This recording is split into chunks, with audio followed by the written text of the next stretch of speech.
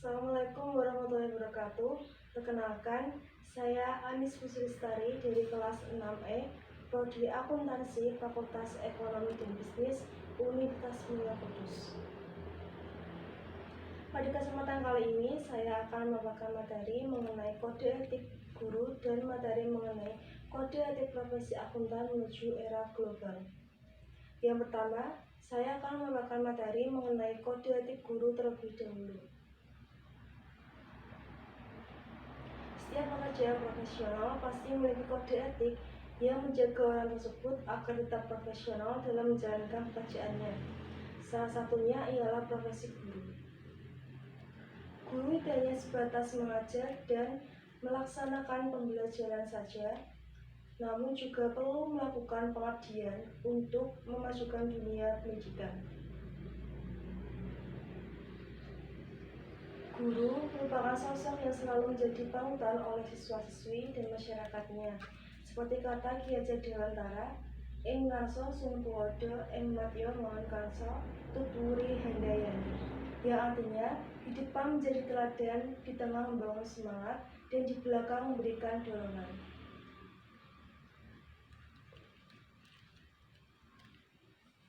Guru sebagai salah satu tenaga pendidik juga memiliki kode etik khusus.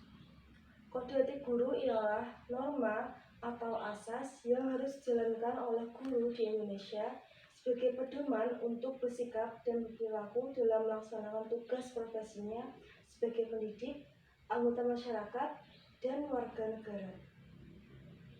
Fungsi utama dari kode etik guru ialah menjadi seperangkat prinsip dan norma moral yang mendasari pelaksanaan tugas dan layanan profesional guru dalam kaitannya dengan peserta didik, orang tua atau wali murid, sekolah, dan rekan seprofesi, organisasi profesi, dan pemerintah berdasarkan nilai agama, pendidikan sosial, etika, dan kemanusiaan.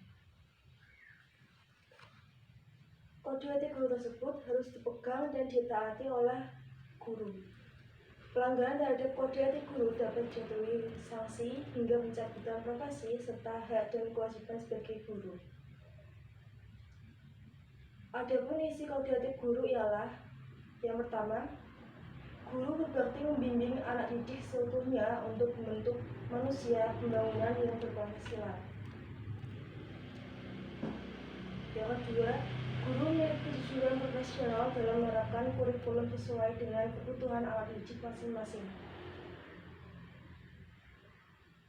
Yang ketiga, guru berusaha memperoleh informasi tentang peserta didik sebagai bahan untuk melakukan bimbingan dan pembinaan. Yang keempat, guru menciptakan suasana sekolah sebaik-baiknya yang menunjang keberhasilan proses belajar dan mengajar. Yang kelima ialah guru memelihara hubungan baik dengan orang tua murid dan masyarakat sekitarnya untuk membina peran serta tanggung jawab bersama terhadap pendidikan.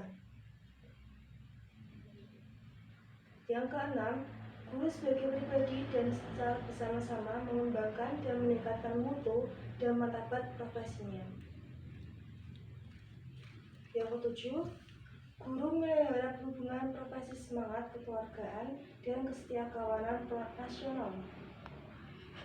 Yang kedelapan, guru secara bersama-sama memelihara dan meningkatkan mutu organisasi profesi guru sebagai sarana perjuangan dan pengabdian.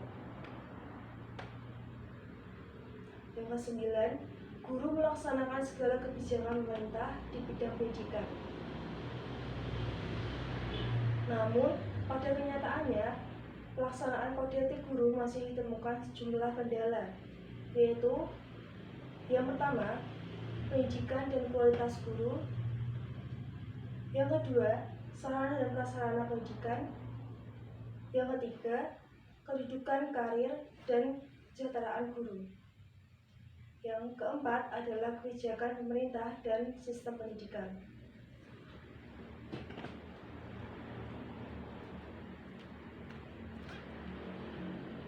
Berikut ini saya akan memaparkan salah satu pelanggaran kode etik guru yang pernah terjadi di Indonesia, yaitu kasus guru di Kediri pukul siswanya hingga berdarah.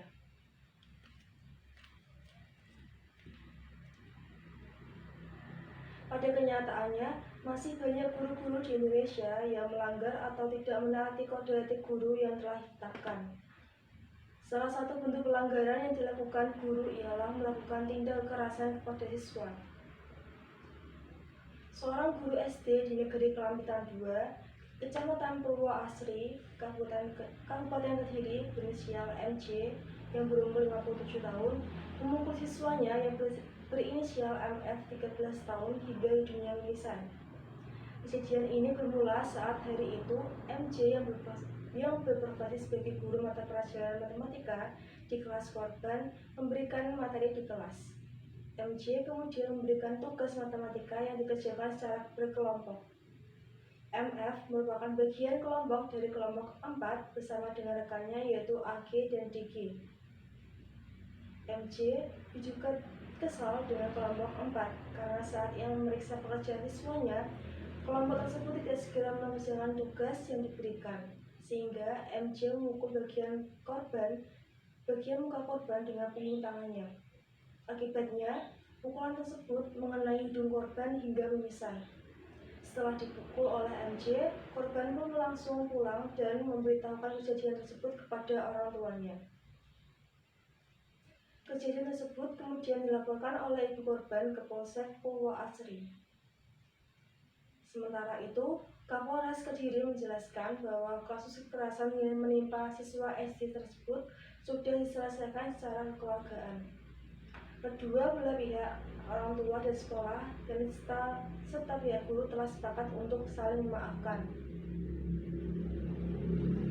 Berdasarkan kasus tersebut, jelas terdapat beberapa pelanggaran kode etik guru di Indonesia dan peraturan perundang-undangan yang dilanggar karena tindakan yang dilakukan oleh pelaku yang berinisial MC berupa kekerasan fisik terhadap siswanya. Pelanggaran kode etik guru yang dilanggar oleh pelaku yaitu: yang pertama, pasal 3 ayat 1 menjelaskan bahwa guru mengucapkan sumpah atau janji guru untuk mematuhi nilai-nilai moral yang termuat dalam Kode Etik Guru Indonesia dalam bersikap dan berperilaku di sekolah maupun di lingkungan masyarakat. Dalam kasus tersebut, guru melakukan kekerasan fisik terhadap siswanya sehingga siswa tersebut mengalami mimisan. Pada kasus ini, guru telah melanggar sumpahnya dengan tidak mematuhi nilai yang terkandung dalam Kode Etik Guru di Indonesia. Yang kedua adalah pasal 6 ayat 1. Guru berperilaku secara profesional dalam melaksanakan tugas mendidik, mengajar, membimbing, mengarahkan, melatih, menilai, dan mengevaluasi proses hasil pembelajaran. Namun dalam kasus ini, guru pelajaran matematika yang berinisial MC telah berperilaku dengan tidak profesional dengan menunjukkan kekerasan kepada siswanya. Yang ketiga adalah pasal 6 ayat 3 yang menjelaskan tentang hubungan guru dengan sekolah. Dalam kasus ini, guru telah merusak reputasi sekolah dengan melakukan tindak kekerasan. Yang keempat adalah pasal 6 ayat 4 poin F. Guru tidak boleh melakukan tindakan dan mengeluarkan pendapat yang akan merendahkan profesionalnya. Namun dalam kasus ini, tindak kekerasan yang dilakukan oleh pelaku merupakan tindakan yang merendahkan profesi guru. Pelanggaran ini sebenarnya bisa terjadi karena kurangnya pengetahuan dan kesadaran guru atas aturan dan perundang-undangan yang telah dibuat. Maka dari itu, untuk menjadi seorang guru tidak hanya dibutuhkan ilmu yang berguna saja, tapi juga dibutuhkan sikap dan akhlak yang baik kepada siswa dan kepada semua orang. Hal ini pula berlaku bagi para siswa dan siswi di sekolah. Untuk meningkatkan kesadaran guru akan aturan-aturan pemerintah dan kode etik guru, setidaknya setiap sekolah mengadakan seminar untuk para guru terkait akan hal tersebut. Kode etik profesi akuntan menuju era global. Pertama ialah tantangan profesi akuntan global. Seiring berjalannya waktu, mulai bermunculan perusahaan-perusahaan multinasional yang beroperasi di mancanegara. Namun, terdapat persoalan di bidang akuntansi dan audit yang belum dapat mendukung perusahaan-perusahaan multinasional. Persoalan tersebut antara lain: yang pertama, Setiap negara memiliki prinsip akuntansi dan audit yang berbeda-beda dari satu negara ke negara yang lainnya. Yang kedua, profesi akuntan di dunia belum sepenuhnya serius dalam mengembangkan standar perilaku etis profesi akuntansi. Pada abad ke-20, ada 3 aliran akuntansi dan audit yang dominan diterapkan oleh perusahaan atau organisasi. Yang pertama, sistem Anglo-Saxon yang dimotori oleh Amerika Serikat. Yang kedua ialah sistem kontinental yang berlaku di Belanda, Jerman, dan beberapa negara Eropa lainnya. Yang ketiga adalah sistem yang berlaku di Inggris dan negara Persemakmuran. Adapun pihak-pihak, badan, atau lembaga yang selama ini berkaitan langsung dengan profesi akuntansi, antara lain, pertama ialah pemerintah dan lembaga legislatif melalui produk peraturan dan undang-undangan. Yang kedua, badan pengatur atau otoritas pasar modal seperti Bapepam, BEI, SEC, dan lain-lain.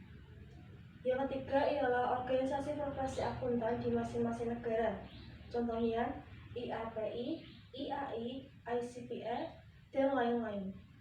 Yang keempat ialah badan atau organisasi mandiri internasional seperti IFAC dan IASB. Yang terakhir adalah para pemakai atau pengguna laporan keuangan dan sebagainya.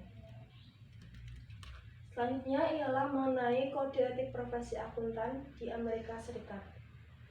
Ada 2 organisasi profesi akuntan yang berpengaruh di Amerika Serikat yang telah memberikan kontribusi bagi penyusunan kode etik profesi akuntan, yaitu pertama, American Institute of Certified Public Accountant atau ACPA, dan yang kedua adalah Institute of Management Accountant atau IMA. Kode etik ACPA lebih ditujukan untuk para akuntan yang berpraktik pada kantor akuntan publik. Sedangkan kode etik IMA lebih ditujukan bagi para akuntan yang berprofesi sebagai akuntan manajemen di suatu perusahaan. Selanjutnya adalah mengenai Sarbanes-Oxley Act. Akibat skandal keuangan perusahaan-perusahaan multinasional di Amerika Serikat yang melibatkan akuntan publik ternama, pada akhirnya mendorong pemerintah dan lembaga legislatif Amerika Serikat untuk mengeluarkan undang-undang dengan nama Sarbanes-Oxley Act atau disingkat dengan SOX.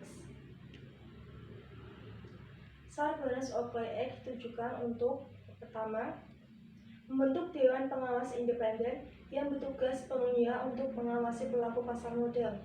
Dewan ini akan diawasi oleh SEC atau Security and Exchange Commission. Yang kedua ialah menetapkan tanggung jawab baru terhadap komite audit dan pejabat perusahaan. Yang ketiga adalah menetapkan beberapa aturan atau keharusan baru untuk pelaporan perusahaan. Yang keempat, mendefinisikan jasa non-audit yang dapat diberikan oleh kantor akuntan publik kepada audit klien.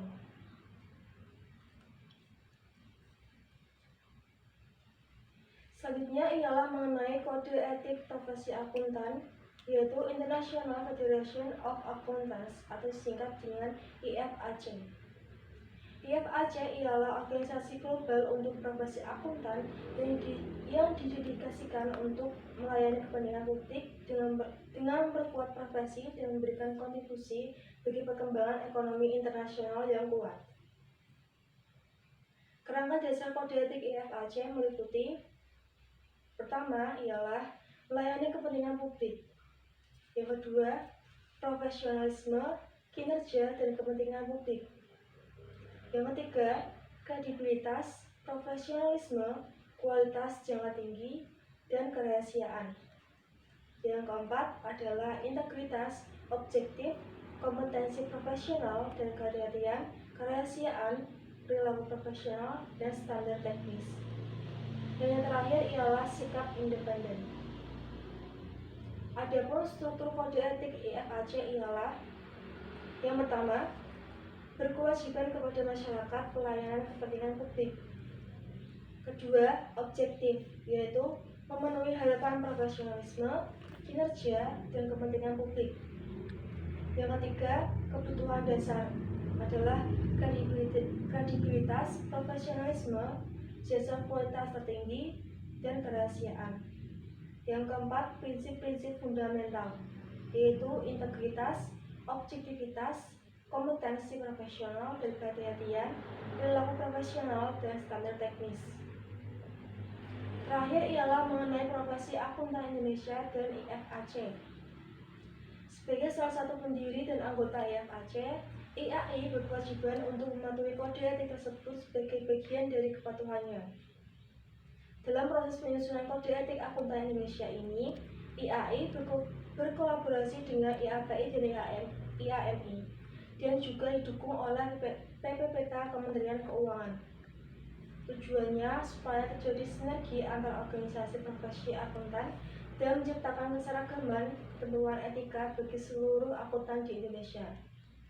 Dengan demikian, diharapkan kepercayaan publik terhadap profesi akuntan akan meningkat. Sekian pemaparan materi dari saya. Apabila ada kesalahan kata dan pengucapan, saya mohon maaf yang sebesar-besarnya. Terima kasih. Wassalamualaikum warahmatullahi wabarakatuh.